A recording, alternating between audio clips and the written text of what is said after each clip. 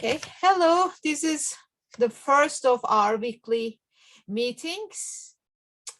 And what a season.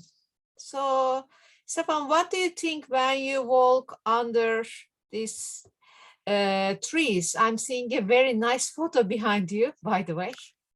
Yes, really nice photo. Thanks, and nice to meet you, Ayse. So this is taken just a couple of kilometers from my home. It's a genuine photo of yesterday in the colorful maple forest close by.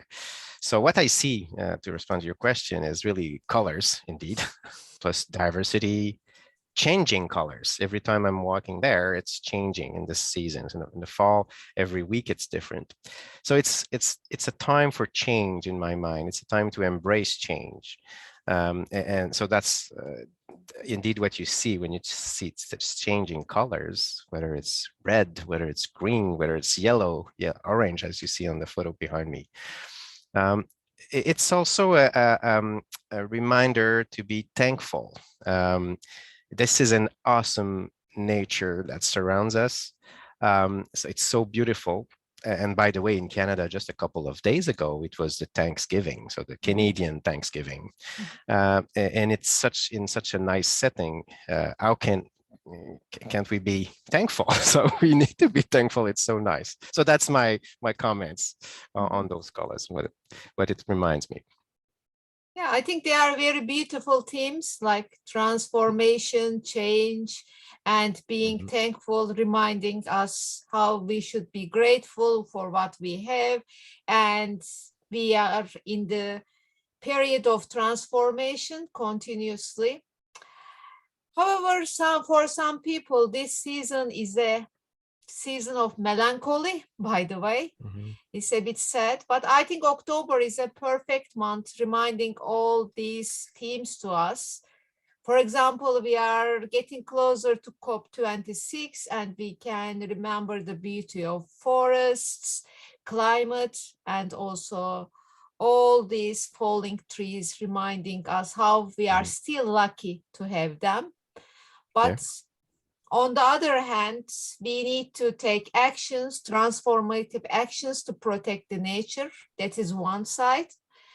But on the other side, melancholy, because it was 10th of October last week. It is International Mental Health Day.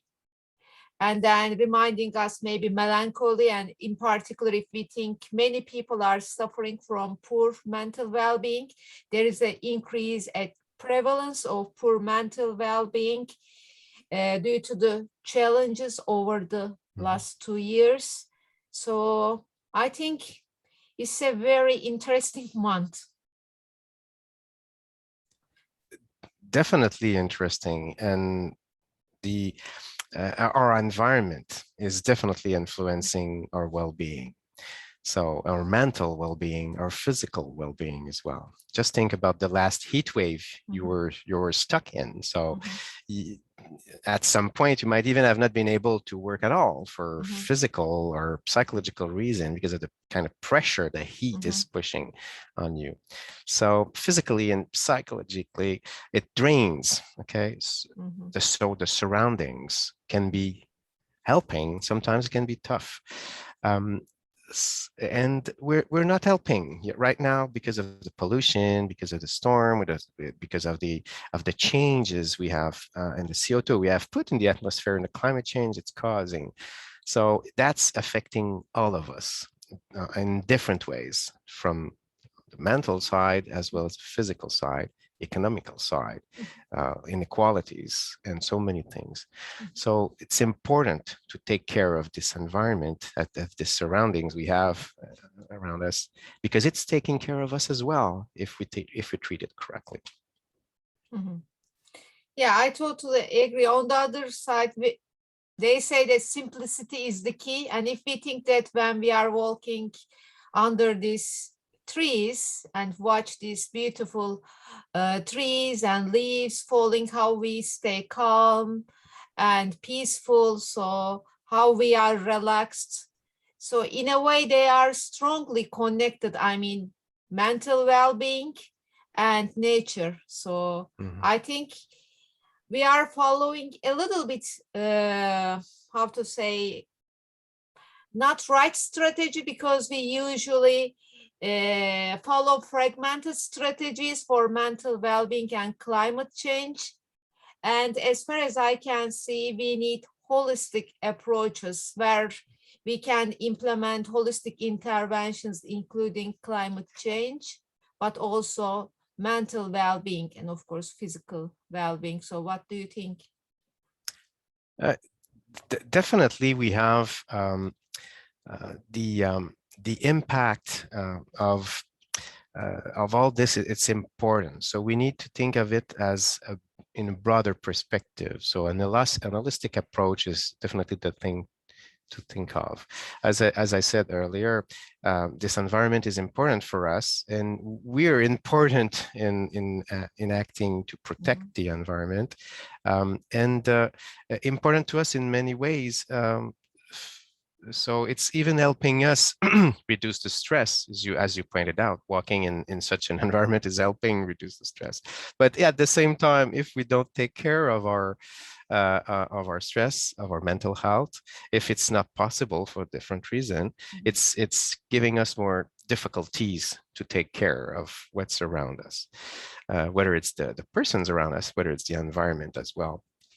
So we need to think in a holistic way, and we need to think in a collective way as well. So we need to work together. We need to address the many things at the same time. So climate change is definitely a pivotal, it's a pivotal moment in history right now because of those changes which are happening and we're seeing everywhere.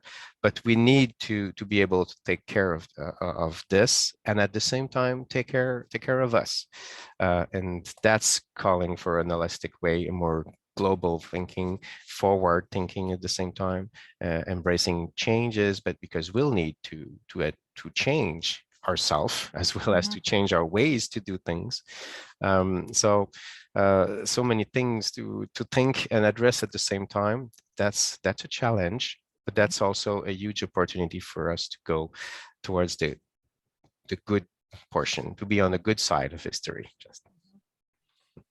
Yeah, maybe it is maybe the missing part is individualistic actions, holistic actions, because we are mostly focusing on the actions by business, governments, or organizations, but we mostly miss the important piece of the puzzle, that is individualistic actions.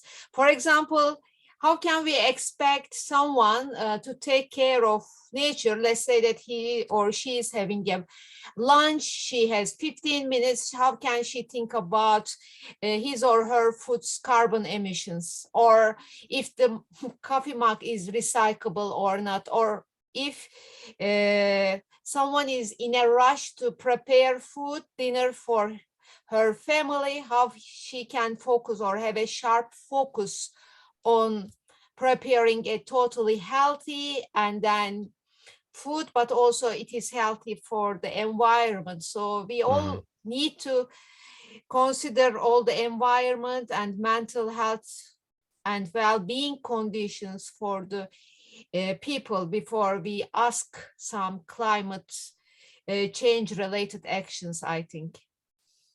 You're right. It's a bit like if we're in an airplane in a distress situation, it's always recommended to put your mask on first before trying to help your neighbor. You'll be able to help your neighbor, but if you cannot breathe, that will not be for a long time. So you do that.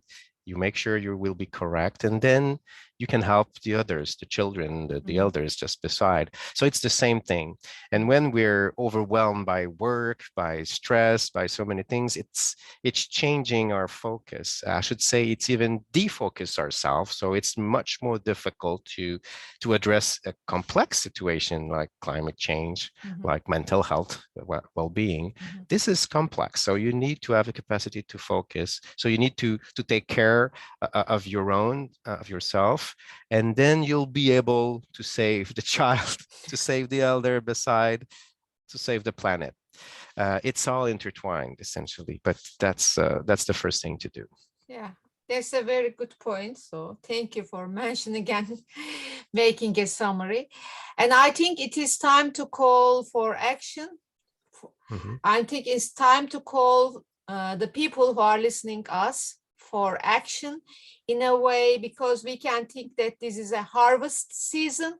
So we can think what we have done so far for climate change and well-being, and from now on to the next harvest season, what can we do differently to have more impact on both climate change and well-being.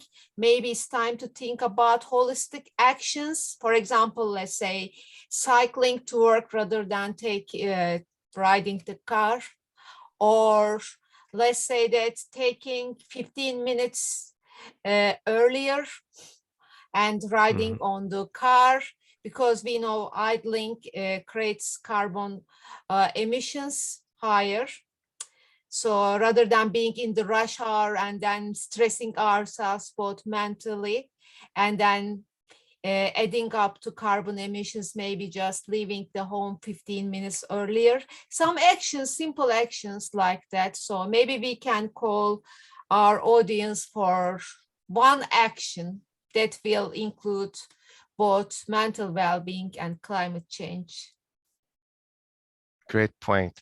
I was referring to the Canadian Thanksgiving earlier. We're not necessarily it's not necessary to be Canadian to be thankful. Okay, and what surrounds us can be a good way to just to focus on the good thing, take the time, as you just mentioned. And Thanksgiving in principle is for that. So it was the period of the year where you have the harvest season. So you were rightful talking about that. So it's to be thankful for this harvest you're having, and this is on the um, on the wider perspective. This is a good period of the year to rethink about how we can do things, to see things in different ways. It's an opportunity to improve. Things are changing. Nature is showing us that it's changing, so we can change as well. We can improve. We can go in the good direction for ourselves and for what's around us, people, environment in general. So, and you see the tree behind me. One of the reasons why it's so nice from my standpoint, indeed, it's because there are many trees, various colors, different shapes, all intertwined to make this awesome pictures. So we need to think that so many things are intertwined, and we need to think, as you said earlier, in a holistic way. So that's the way we can reimagine, rethink about what we can do, how we can behave, and what action we can take. Oh, that's very beautifully said. So I can't say anything more, but I just can ask our audience just to type in the chat box and share their actions. Maybe that's what I can ask more. Thank you. It was a pleasure. And yes, you're all invited to listen to this one and the next weekly talk we'll have. See you there. Thank you. See you. Bye-bye.